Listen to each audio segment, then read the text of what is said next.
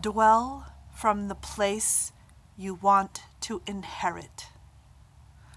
I got that from Mike Dooley.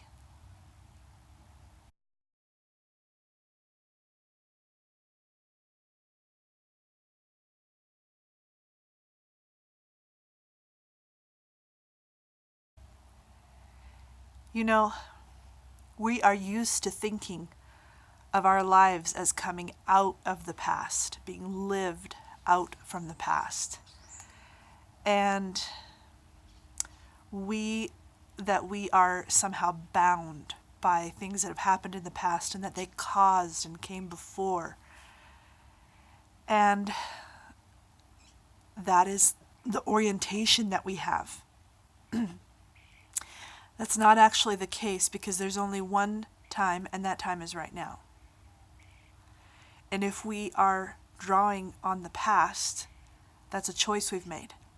Or at least we may not understand that we have a choice, but it is a choice that we make to carry the past with us in the present that we're in. We could just as easily make a choice to draw upon the future, for instead of being pushed from the past toward the now, to be pulled from the future from our now. And again, that's a choice. That's a choice, what we see in our mind's eye and in our heart, to be oriented toward the future. Now, when I teach people, I teach people to help them remain in the present.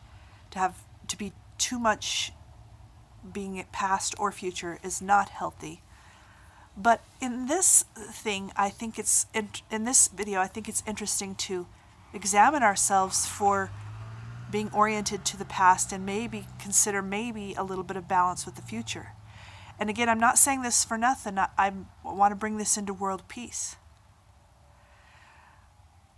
We are so much living out the past when it comes to what is happening in this world, on the grand stage, and in the lives of individual people.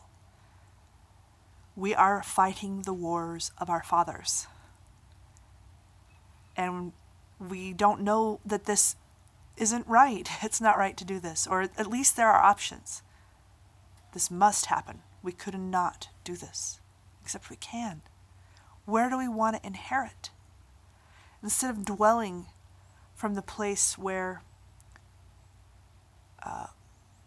what the old story was, why don't we dwell from the place where the new story could be created?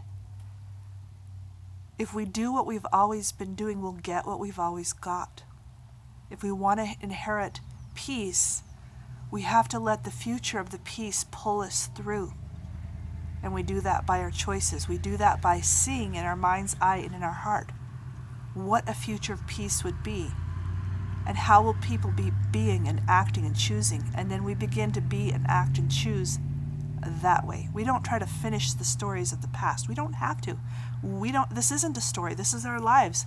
And we're killing each other, and we're assaulting each other, and we're hating each other. That's the best we can do. We've been given this whole planet. We've already been given paradise, this beautiful place. And we're shedding blood in it. We're doing it because we feel beholden to the past, and it is a very strong feeling. But why don't we feel just as strongly beholden to the future? And dwell from the place that we want to inherit. Things are created by tiny seeds started now. And we cannot always nurture the poison plants from the past. We need to plant the peaceful and nourishing, the tiny seeds, the nourishing of what we could eventually harvest. And that harvest, I hope, is peace. So dwell and plant from what you want to inherit. And what I want to inherit is peace. So I'm going to plant and live in peace now. Join me.